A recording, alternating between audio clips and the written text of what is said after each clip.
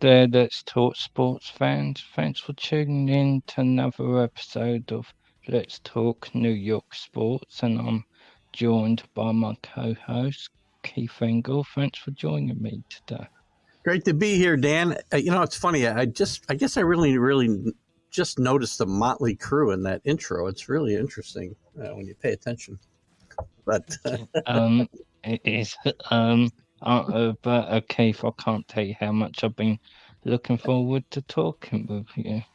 same here, Dan. I know we had to take last week off, and I'm glad we're back to talk some New York sports and wherever else we go today. It's a lot of fun, always.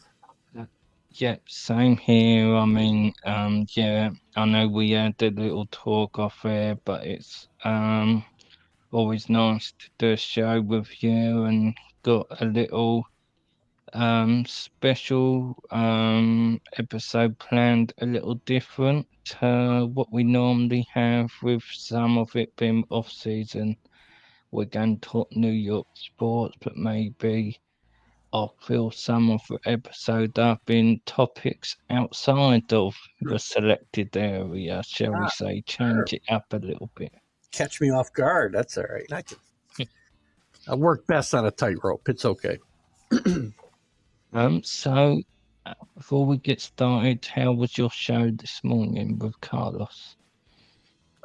Pretty good. It was calmer than most of our shows. We kind of reviewed the NBA playoffs, some of the coaching moves. We disagreed a little bit there, I guess, but we talked about DeAndre Hopkins and some of his potential landing places, and the NHL Rangers coaching. That's where we did most of our disagreeing, was on the Rangers' potential coaching hires. So we had a good time. It's always good. And Carlos and I sometimes will battle, but it's fun sometimes to have those little disagreements. So we had fun, as always. Yeah, I agree. I mean, I recommend everyone checking out Are You Serious? Always fun. Carlos is our expert for hot takes over here at Let's Talk Sports. So if you're watching this for the first time, always please check out not just TGI Sports Talk, but I can guarantee with Carlos on Are You Serious? It's well worth the price of admission, which is free, but you get the point. It is. I think I'm going to have to start paying people pretty soon to tune in with Carlos's hot takes. But but no, we had fun, and I appreciate that little plug. Thank you, Dan. No problem at all. So, yeah, later on we've got talk something where maybe an extra place you can watch Keith and me for that matter, but I'll just wait in case a few more people come in. But Keith, how you feeling about your Patriots right now? We've talked this a few times, where from what I understand, and you can never fully pay attention to rumors, but certainly the New England beat seem to think that Mac Jones, with the new coaching setup, shall we say, has calmed some nerves. Is that what you're hearing? No, absolutely. I mean, there's a lot of vitriol and in the podcast world and the media world that the Patriots are going to finish last in this division, that win 6 games. And I think Dan, that when I don't like my teams and what they're doing, I can be very vocal about it. I don't just wear rose-colored glasses around. I think this team will be better than the 8-win team that they were last year, mostly because Bill O'Brien working with Mac Jones, getting him back on track, is worth 2 wins to me. This division's tough. I get it. But I can see any one of these teams finishing first, any one of these teams finishing last. The Patriots, with Mac Jones getting back at least to where he was 2 years ago, I think this team will be competitive. maybe they won't win this division. Maybe they won't make the playoffs, but I think they're going to be very competitive, and they're definitely going to be competing for a playoff spot. And I would expect this to be a team like historic Bill Belichick teams that you may see a little bit of a slow start, but this team is going to get better and better as the season goes on. And come December, nobody's going to want to play this team with some of the young guys that they brought in, with Mac Jones getting on the same page with Bill O'Brien. And who knows, we might even have DeAndre Hopkins in town before we know it. But that's kind of a long shot, but don't be shocked if that works out. Funny you should say that. That was one of the topics I had for you. Um, DeAndre Hopkins, where do you think he'll end up? Well, everybody's talking about the Bills and the Chiefs as the favorites for him, but quite frankly, I lost my little cheat sheet here. Neither one of them's got cap space. The rumors are that he wants $15 million for 1 year, which isn't that far off his salary from last year, which I think was around 19, with another $3 million in potential incentive bonuses. Neither one of the Chiefs, unless they get very creative, neither one of the Chiefs or the Bills have got anywhere near that kind of cap space. I think the Bills have like 1 million plus, and the Chiefs has around 3.8. Of the teams that are the favorites, you got to watch the Ravens. They've got around 12, or I had this written down. I threw my piece of paper away. 12 or 13 million in cap space. I'd watch out for teams like the Lions. Teams people aren't really talking about a lot. The Lions have got $23 million still in cap space, and the Patriots only 12, but they always get very creative with this type of thing. And if it comes down to that kind of money and bringing him in, now he's not the player that he was. He's not that deep threat that he was, but he's still a good.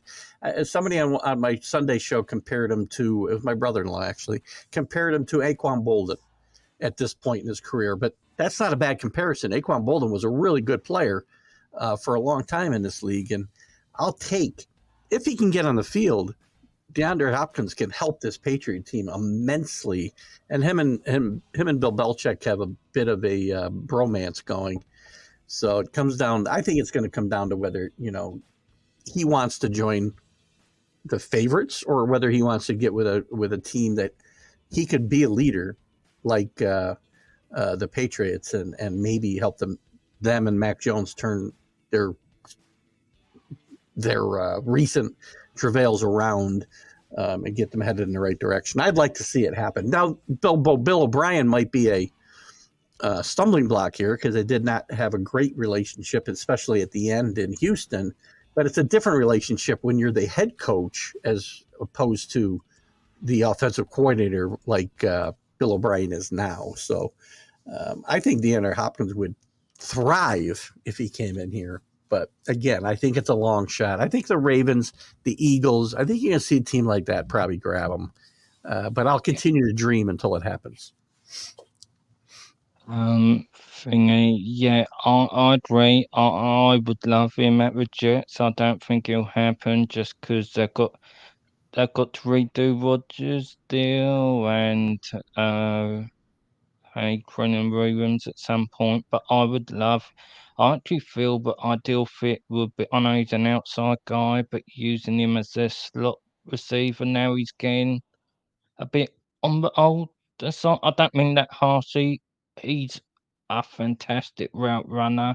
He's never relied on speed, but I feel if you had him in the slot to replace Elijah Moore, Garrett Wilson, and one of Corey Davis and their additions from the Packers would be a great lineup of receivers. That would be it. Listen, they'd be very, very, they're already going to be tough. They'd be they'd be a potential juggernaut if they were to put a guy like Hopkins in. He can stay in the field in that Jet lineup. But I'm pretty sure that, at least according to what I've read in the New York papers, that the Jets are just not in these sweepstakes right now, at least. So, Yeah. good addition. They're using the rhetoric. I know we love our guys, but they said that about the running back crew, and then they dropped one the next week and drafted one. So it, Salah will say that until something happens. I just don't think.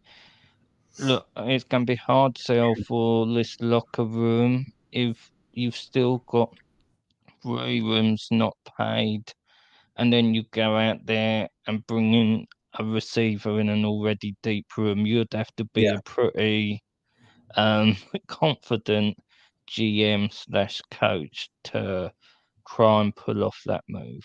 No, that's a great point, and you've got to be careful because locker rooms balance is important as talent, and you get enough discord in the locker room, as we talked about last week. Williams has got to just sit, wait his turn. But if you kind of bring in a guy from the outside while he's waiting for his turn, that's not going to go over very well. And you don't want to. It's a very delicate balance in that locker room.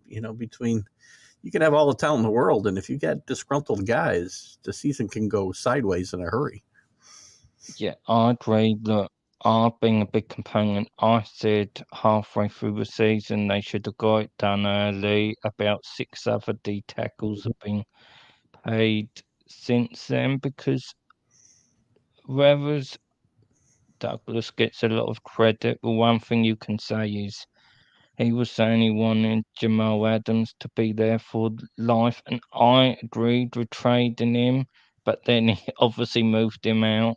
You've got to make a case of you're paying your young draft picks when they do show up on the field. So I think if they took care of this early, it would have sent the message to Garrett Wilson, Sauce Gardner, and the like. That may have been the old Jets, but we're good now. We take care of our talent, so you better keep performing. Yeah, I don't disagree. Again, guys are going to get paid if they just kind of wait their turn. But I understand the angst that comes up when you've brought in a lot of guys from the outside, which the Jets have this year to fill Aaron Rodgers' wish list.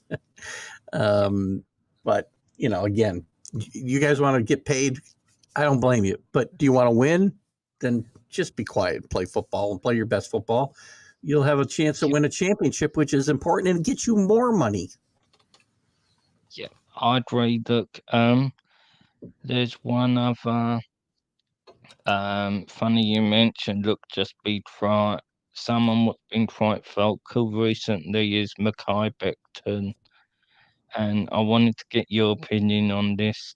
This winds me up a little. I like Becton as a player outside Mm, of the health issues, but you've got to be an ultra confident person after basically sitting in the stands or at home for 2 years because of your issues, that to then say, no, I'm a left tackle, I'm playing left tackle no matter what. That's my position when there's a veteran guy like Drain Brown who's mm.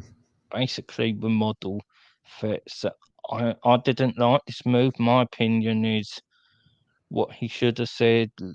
Look, if I'm going to beat him out. If I don't, I'll play right tackle so good that they want to move me to the left. So I don't love this from him. I'm not even confident. I know his weight's down and he looks really great physically. I'm not convinced it will actually be an issue because until he makes it through camp, I'm not going to believe it. So it may be a non-issue. I just didn't. On You can tell by Salah's body language, this really round him up because he doesn't like his guys to say, "No, I'm only playing so and so." The line he wants you to say is, "We'll put the best lineup out there, and where they ask me to play, I'm going to compete my arse off." That is the line, what he wants. As he should. I mean, I think that's a perfect thing for Robert Saleh to say. And all these guys could come in and, as you say, work their butts off and leave it to the coaches to decide who's best to fit the scheme at which positions. And if you think you should play somewhere else, then play better than that guy and just be quiet. You haven't really earned the right to run your mouth anyway, in my mind. So Just this is indicative of sports in general today, right? Very well, and maybe society, but everybody's very entitled, and without great reason. You have to earn some of this respect. If you want to play that position, play better than the guy that's playing it. If you're better off at right tackle, and the coaches deem that you fit better for the team scheme, then that's where you play. And again, it's more about it. Why isn't it about winning? Why aren't we talking about winning? Why are we just talking about who plays where?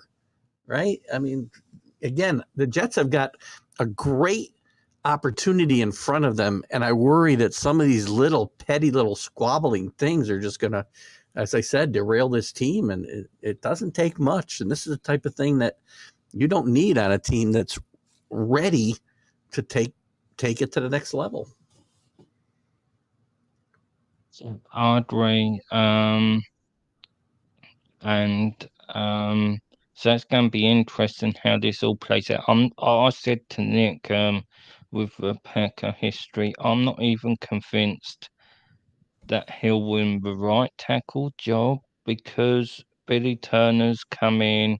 He's been with Hackett at Denver and the Packers. So I'm not convinced that they don't look at as, look, put Beckham as a swing tackle. At least then he's got more chance of being healthy for this year. And then next year he can compete for the left tackle. That would he would be a Yeah. nightmare in the dressing room if that happened. But that's just a hunch. I might be completely wrong about that, but I think that could happen.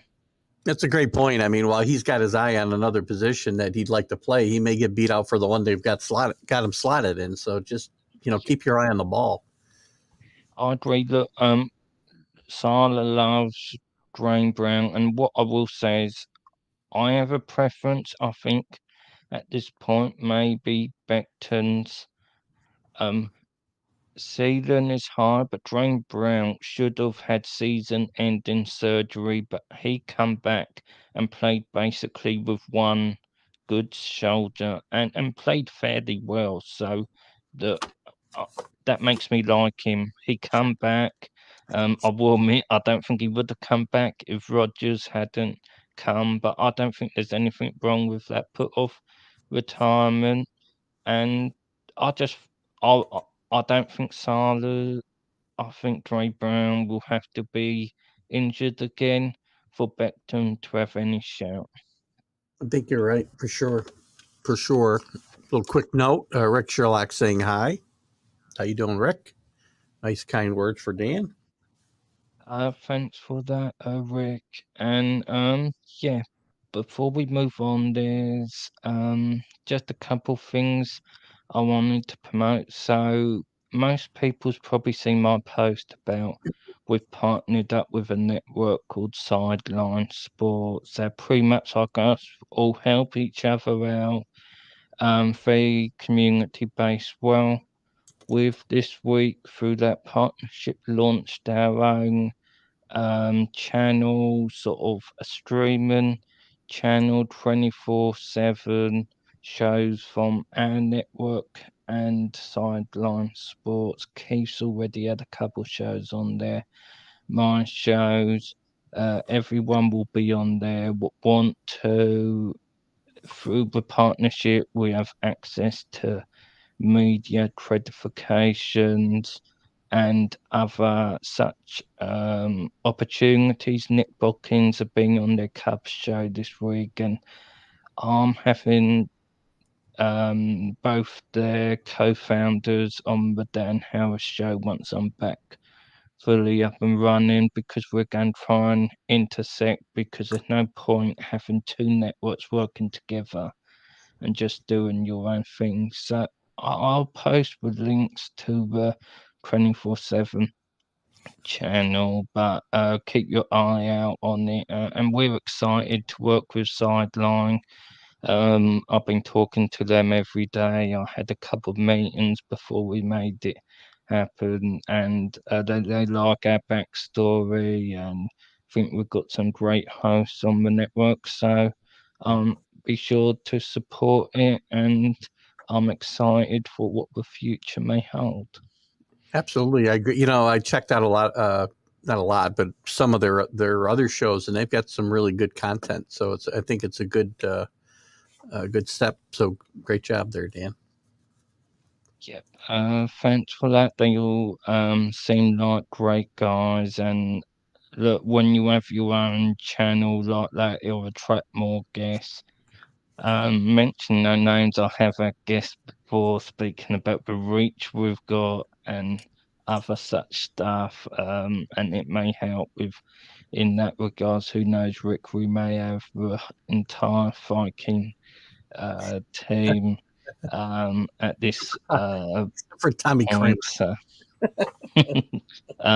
yeah, Rick, I may have some news on the Viking. I messaged the Viking about a year ago, no reply, but suddenly replied to me this morning, so I may have some news on that for you. Cool stuff. One other thing is, look, I don't know how many people watching this is into Twitch, but one of my contributors, Matty Smith, fellow person based in the UK. It's going to be from tomorrow morning doing a 24-hour stream in fundraising for leukemia research. Obviously, I think he might have some history and family, but he wanted to. We're quite close. We talk a lot, and he wanted to do something. So anyone that wants to stop in, not necessarily support his GoFundMe page, just drop in, make odd comment. I will post in our group page because he's very nervous being off it. He's only done one show, and that was with me in the last 6 weeks. So um, please go in there, support Matty.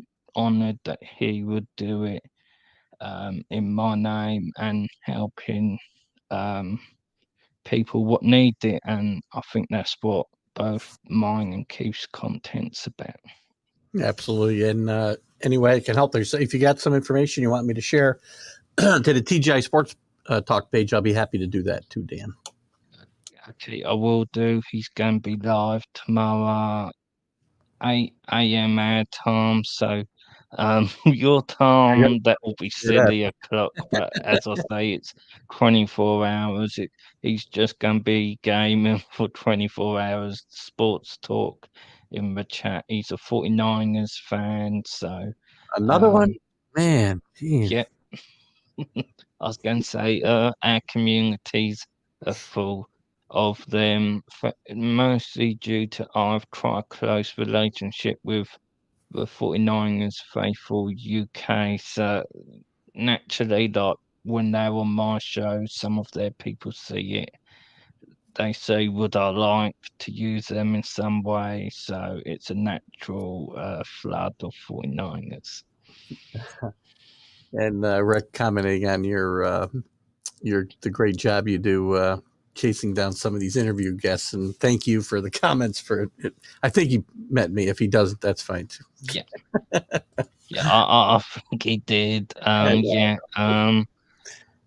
be sure to check out Keith's future stuff. I'm working on a few interesting ones for Keith, so yeah, be sure. So let's move on to a little bit of baseball. How you feeling as a Yankee fan right now, Keith? Well, you know, we ran off a nice stretch that ended yesterday with a tough 1-0 loss, but the team has been playing much better. Severino coming back and boosting that starting rotation, pitching very well, pitching tonight in the opener with the Dodgers. In fact, he's pitched great the first couple times out after getting reactivated. So the team's playing well. You've got some more reinforcements coming back today, starting today. Stanton will be back. Donaldson, whether he's a reinforcement is debatable, but he'll be back, as will Tommy Canley to help that bullpen where some of those guys are a bit overworked. So hopefully he can contribute quickly. On the flip side, with these guys coming back, as Waldo Cabrera gets sent to the minors, he's had a tough sophomore season here, following up on a pretty productive, especially second half last year. He's only hitting about 199, I think, with a few home runs and I don't know 11 RBIs. He has not played well, not hit well for sure, and they want to get him straightened out. They know there's some issues with mechanics, and they hope they can get him to the minors and get him straightened out. And with Kiner Falafa playing pretty well in a similar role, I think they felt it was time to get him straightened out before he kind of fell any deeper into his malaise. But I like where the team is right now. Listen, with what they've gone through and with the start that the Rays have had, for them to be sitting where they are and not having fallen, right out of the division race, I think they have to be pretty happy. But now it's time to, get consistent and put the pedal to the metal, as it were. Yeah, I agree. I don't know if it was with you last time we did a show or with Johnny, but I did say there's an opinion that it's been a car crash, but if you look at but not so much the record, but the difference between the teams, it's not earth-shattering. The Yankees, I know last year was a bit different, but they normally finish stronger than they start, and I would expect them to make the odd moves, so I wouldn't panic. I also think that these young guns will get better as we go along as well. So I think they'll be fine. I'm not saying they'll be the season what Yankees fans was dreaming of, but to be honest with you, I think they'll meet what my expectation for them this season was. But only thing is, playoffs or no playoffs, it doesn't really change what I think they'll do actually in the playoffs, because my hunch is that it'll pretty much end the same as the last couple of seasons has, absent of a big, massive move, and I really don't see that happening. Yeah, that part I don't disagree with. I mean, this team is still built pretty much the same way it was, which is not, again, the team to beat, regardless of the Rays' success and the Rangers' success. The team to beat is still the Astros, right? And the same formula applies. The Yankees have trouble against, in the playoffs, elite pitching all the time, and the team still is not built, I don't think, to improve upon that. Now, as far as you've talked about where they are now about being a car crash, if you were to tell me or tell any Yankee fan before the start of the season that at this point in the season, June 1st or 2nd, whatever it is today, you'd have 2 starts from Severino, none from Rondon, and you'd have Clark Schmidt and Johnny Brito starting 20 games, both with an ERA over 5, that Nestor would have an ERA over 5, and Cole, who started out quickly, would have a bad stretch like he's had recently, and you'd still be 10 games over 500 and 6 games out of first place. With the Rays getting off to a near record start, I'd say I'd be pretty happy that I'm sitting where I'm sitting on June 2nd. So, it's all relative, right? And they're going to make the playoffs, yes, and unfortunately, outside of them making a huge impactful move, which is going to be very difficult, to help this lineup be better against those elite pitchers in the playoffs, we're probably looking at a similar result. Yeah, I agree. And it's interesting. So, if it is a similar result, do you think what happens this off-season in regard to team leadership will stay the same? Because I kind of think that it might, because I think fans need to get their head around that as long as they make playoffs and are fairly competitive during the season, this ownership is different to what it used to be.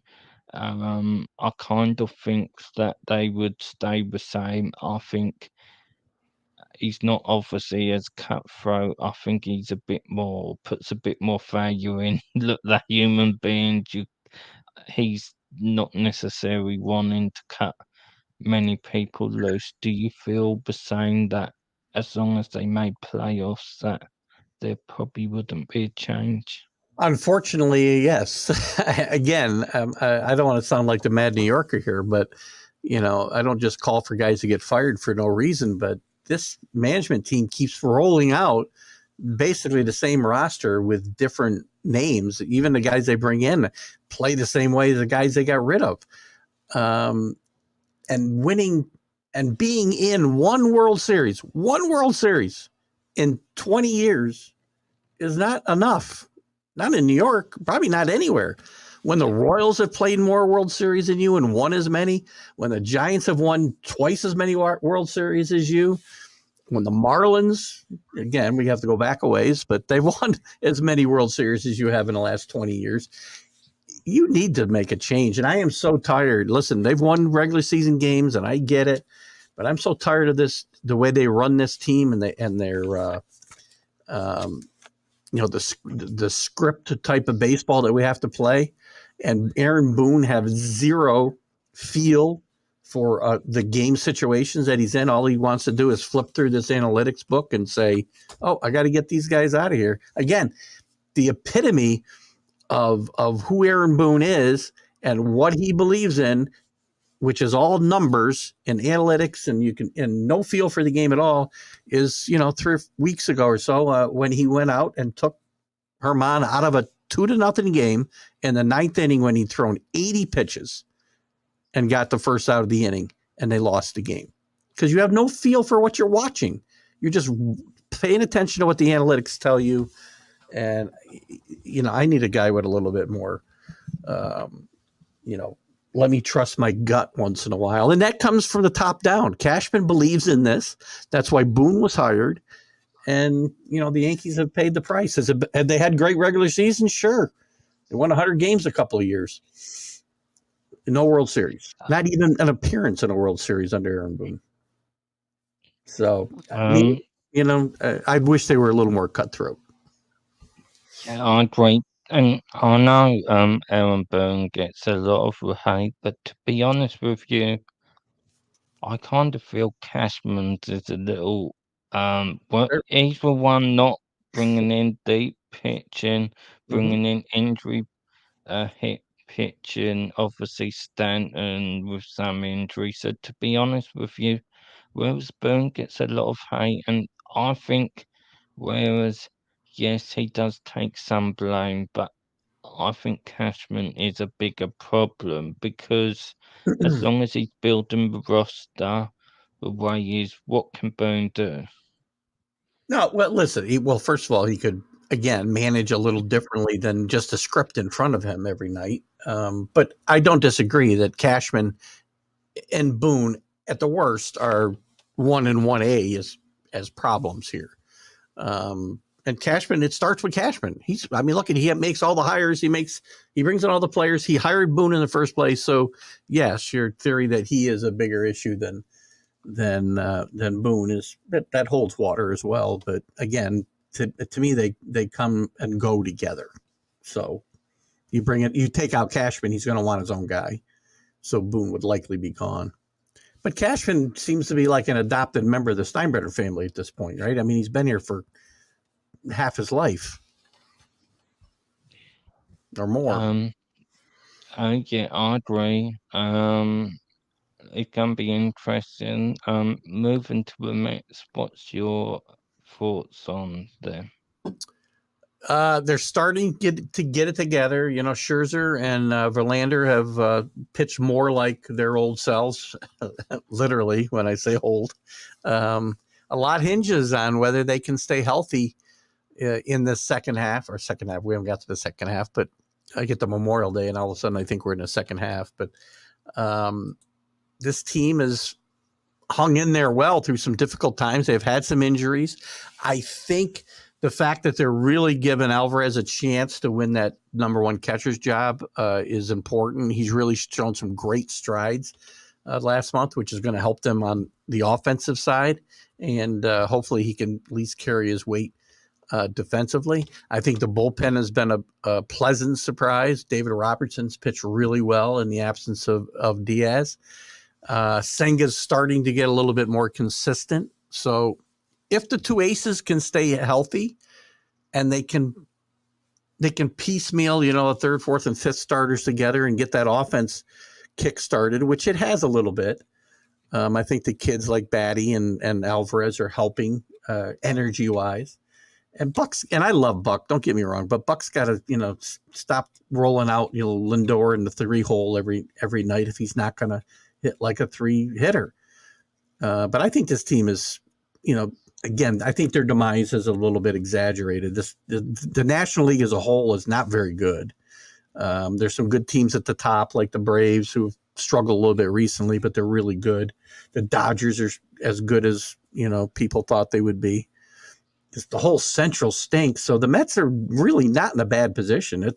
You make the playoffs and anything can happen. So I think the Mets will be okay, assuming they don't, run into any more major injuries. They just need to get this offense more consistent with now the pitchers pitching pretty well, I think. Yeah, I agree. Before we wrap things up, I want to promote any Mets fans watching this. I've recently signed up one of the bigger Mets channels to be contributors, so there'll be almost daily Mets content. So excited to work with them. Very good. That's exciting news for sure. And Rick's comment here is geared towards the college baseball World Series, which Wake Forest and our good friend of TGI Sports Talk, Larry Sorensen, former Major League pitcher, is the voice of Wake Forest baseball as well as Wake Forest football. So he's a good friend of our show, and we root for Wake Forest certainly when we get the opportunity. Yeah, we definitely do. So Keith, I assume you've got your Sunday stream of consciousness. Is that right? We do have our Sunday stream of consciousness this week. We'll have Jim Beringer on to talk about the Stanley Cup Finals, which I believe get underway tonight, if I'm not mistaken, and catch us up on some stuff. He wasn't able to join us live, but he put together a little taped piece for us last week. So we'll talk to him about the playoffs and the coaching news around the Rangers and some other teams. And we'll also obviously dive into all the baseball and the DeAndre Hopkins news and wherever our esteemed followers want to take us on Sunday morning, because it is literally a stream of consciousness for sure. So it's a lot of fun for me. And outside of working with you, Dan, it's my favorite time on the air. Yeah, I agree. And thanks for that, Rick. You definitely help. Posting your comments, as me and Keith always say, it helps sort of pace the episode, and the people will comment are the real MVP of any show. Absolutely. Good way to put it. So everyone, before we wrap up, don't forget to head over to TGI Sports Talk, drop Keith a follow, whether it's on Facebook or YouTube. I know he'd appreciate the support. And Keith, I just want to thank you for joining me today. Perfect person for my first episode back. Happy to be here anytime, Dan, with you. And it's good to have you back in the saddle as always, and continue to take care of yourself and continue the good work that you do, and both on the shows and in the community. You're doing a great job. Thanks for that, Keith. Thank you to everyone for watching, in particular Rick for commenting. And yeah, we'll be back hopefully next Friday. And until then, let's talk sport, fans. Thanks for watching. Have a great weekend.